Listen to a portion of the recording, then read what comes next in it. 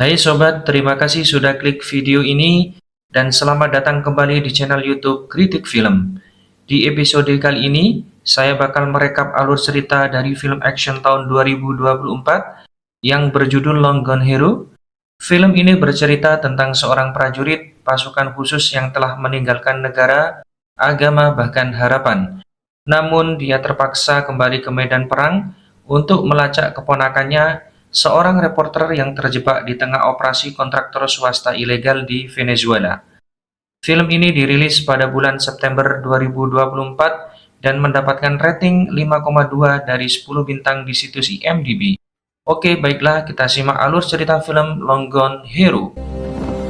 Kita diperkenalkan dengan seorang jurnalis Amerika bernama Julia.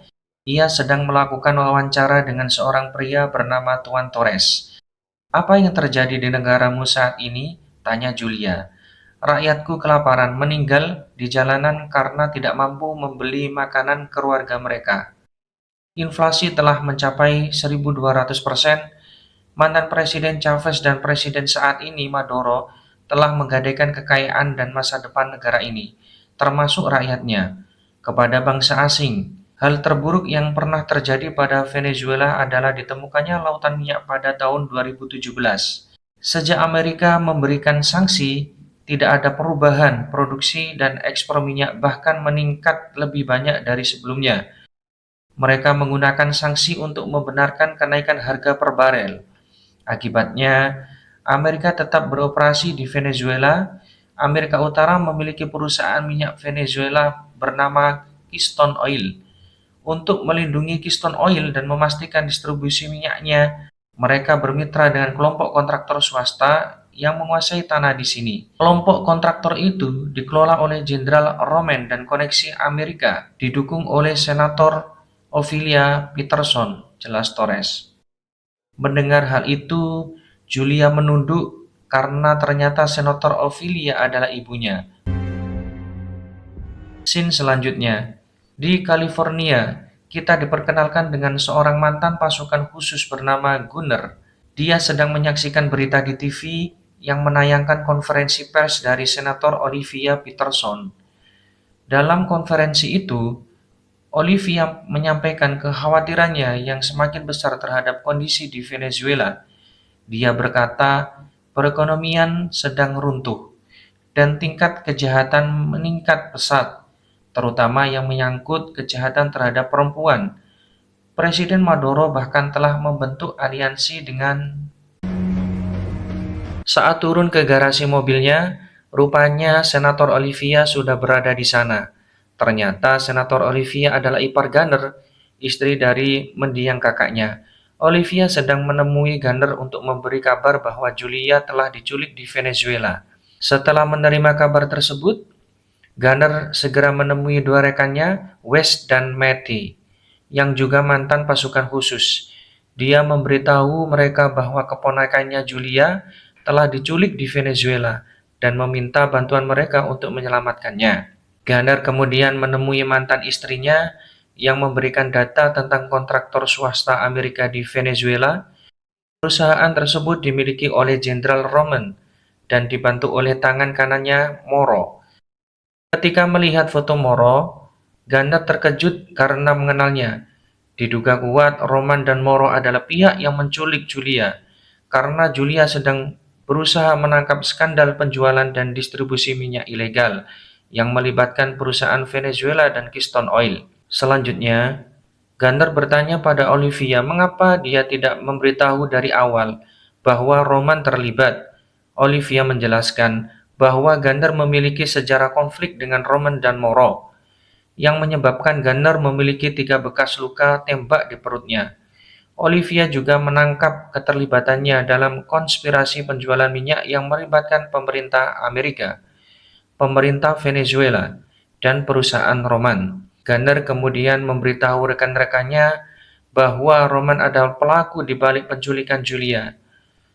Mereka terkejut mengingat sepak terjang Roman yang pernah berkonflik dengan mereka saat bertugas di Kandahar, Afghanistan. Selain itu, mereka juga mengenal Moro, tangan kanan Roman, karena pernah bekerja sama dengan misi penyelamatan di Kandahar. Gunner mengungkapkan bahwa dia memiliki kontak di Venezuela bernama El Guapo yang sedang ia hubungi dan akan menunggu mereka di sana. Scene selanjutnya, mereka menemui seorang rekan bernama David, seorang ahli komputer dan satelit. David setuju untuk bergabung dengan misi ini. Tim pun berangkat ke Venezuela dan mendarat dengan aman. Gunner meminta David untuk memasukkan koordinat lokasi pertemuannya dengan El Guapo. Setelah dicek, lokasi tersebut berada 4 klik ke arah utara. Mereka melanjutkan perjalanan ke sana dan memasuki hutan, di mana mereka menemukan tulang belulang manusia di batang pohon. Keesokan paginya, setelah melewati hutan, mereka tiba di lokasi pertemuan. Namun, karena mendapati sebuah rumah dengan banyak mayat penuh luka tembak hasil dari bantaian, El Guapo, rekan Gunner, memberitahu bahwa pembantaian tersebut dilakukan oleh Moro, tangan kanan Roman. Para korban adalah keluarga dan penjaga keamanan wakil presiden perusahaan minyak milik negara Venezuela. Mereka dibunuh karena konflik dengan perusahaan Roman. El Guapo juga memberitahu bahwa Julia ditangkap oleh pemberontak yang bekerja sama dengan Roman dan kini disekap di fasilitas Keystone Oil. El Guapo mengajak tim menuju lokasi tersebut. Scene berikutnya, Julia yang diculik bertemu langsung dengan Roman dan Moro.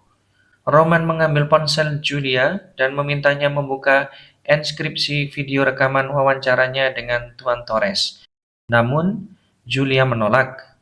Roman kemudian memerintahkan anak buahnya membawa seorang imigran gelap yang mereka tangkap dan mengancam akan membunuh pria tersebut jika Julia tidak membuka enskripsi. Julia tetap menolak, yakin bahwa Roman hanya menggertak. Roman lalu memerintahkan anak buahnya membawa seorang ibu dan bayinya, kembali mengancam Julia. Dengan terpaksa Julia memenuhi permintaan Roman dan membuka enskripsi video tersebut. Sementara itu, Gunner dan timnya tiba di lokasi target. Mereka memeriksa rumah para pekerja yang kosong. Gunner meminta Wes memantau pergerakan musuh dari ketinggian, sementara dia dan El Guapo mendekati target. Wes menghitung jumlah musuh dan memberikan laporan kepada Gunner. Setelah menerima laporan, Gunner meminta timnya bergabung. Berbekal kemampuan taktik perang mereka, tim mulai beraksi. Camp, this one right here. How far? Mereka akhirnya berhasil melumpuhkan musuh di lokasi tersebut. Namun masalah baru muncul karena Julia menolak meninggalkan para tahanan lainnya. Dia bersedia ikut bersama Gunner hanya jika semua tahanan juga dibawa pergi. Dengan terpaksa, mereka memutuskan untuk menyelamatkan seluruh tahanan. David kemudian memeriksa rute perjalanan yang aman untuk membawa para tahanan kembali ke camp. Perjalanan tersebut akan memakan waktu sekitar 20 jam melalui hutan dan bukit. Setelah bersiap, mereka pun berangkat. Scene berikutnya. Moro tiba di lokasi yang baru saja ditinggalkan Gunner dan menemukan selongsong peluru. Dia mengenali peluru tersebut karena telah dimodifikasi khusus di ujungnya. Sebuah ciri khas dari peluru yang digunakan oleh Gunner. Moro segera melaporkan temuannya kepada Roman, yang kemudian memutuskan untuk mengerahkan semua pasukan guna menemukan Gunner dan timnya. Dalam perjalanan di siang hari, Gunner dan timnya beristirahat sejenak di tepi sungai sebelum melanjutkan perjalanan melewati hutan dan bukit. Sore harinya, mereka akhirnya tiba di tempat tujuan. Penduduk desa yang mereka tolong sangat berterima kasih. Seorang pria bernama Luis menawarkan bantuan untuk membantu mereka keluar dari negara tersebut.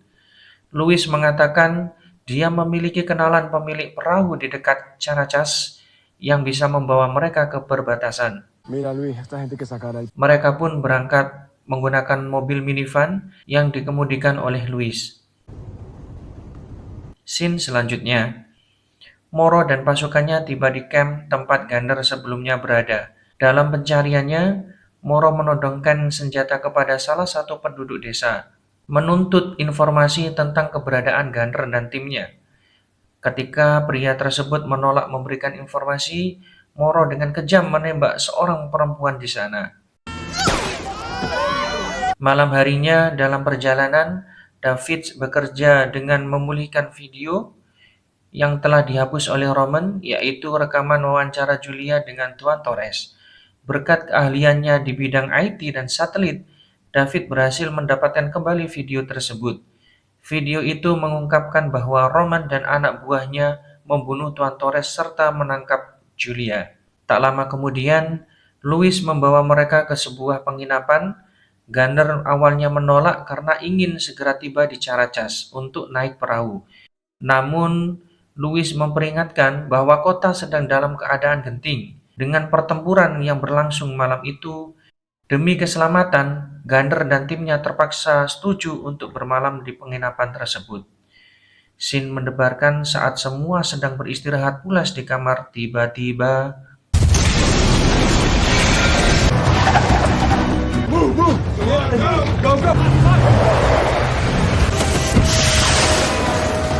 mereka berhasil lolos dan meninggalkan lokasi tersebut.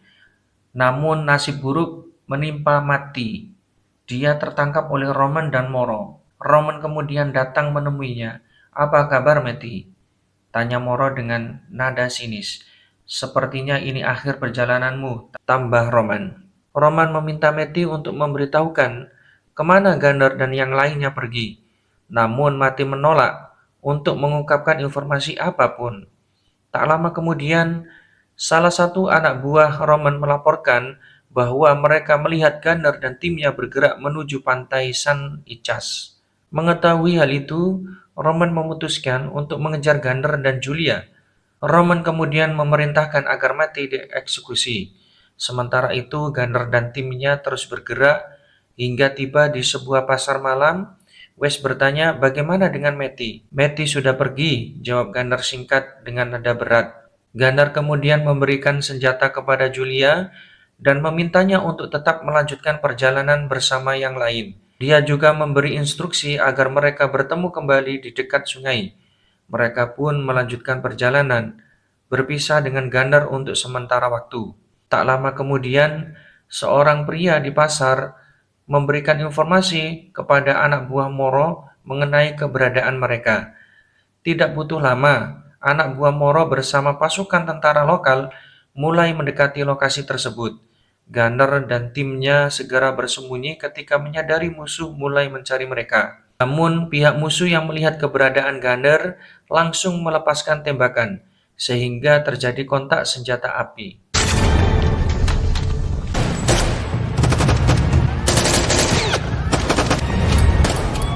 Keesokan paginya, anak buah Moro terlihat berjaga di dalam mobil, menunggu kedatangan Gunner, namun tanpa mereka sadari, Gunner sudah mengamati mereka dari kejauhan. Dengan sigap, Gunner melemparkan granat ke bawah mobil, yang kemudian meledak dengan keras. Setelah itu, Gunner menembakkan peluru ke udara, menyebabkan warga di sekitar lokasi panik, dan berlarian menyelamatkan diri. Tidak lama kemudian, Moro menerima kabar dari salah seorang warga yang melaporkan bahwa Gunner terlihat masuk ke dalam gereja. Mendengar informasi tersebut, Moro segera bergerak menuju gereja. Mengetahui Gunner berada di sana, Moro memutuskan untuk masuk tanpa membawa senjata agar pertarungan terasa adil. Ia memerintahkan anak buahnya untuk tetap berjaga di luar. Melihat Moro masuk tanpa membawa senjata, Gunner pun melepaskan rompi dan senjatanya. Mereka berdiri berhadapan di tengah gereja. "Sudah lama kita tidak bertemu. Terakhir kali kita bertemu di Kandahar, bukan?" kata Moro, mulai percakapan. "Dan lihatlah sekelilingmu, tidak ada tempat lagi untuk pergi. Semuanya akan berakhir di sini," balas Gunner dengan tajam. "Kau telah menculik keponakanku, dan untuk itu aku akan membunuhmu di sini." Suasana tegang menyelimuti gereja saat dua musuh lama itu bersiap untuk menyelesaikan konflik mereka. Long day, Gunner.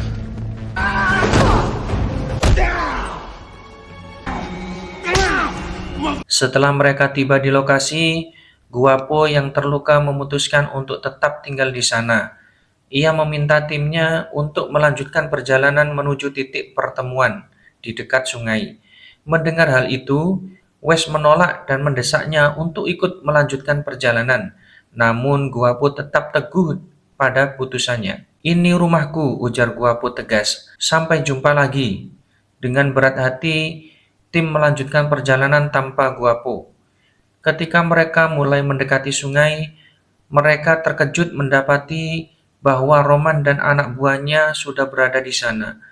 Menunggu tanpa basa-basi, mereka langsung melepaskan tembakan, memicu baku tembak sengit di tepi sungai.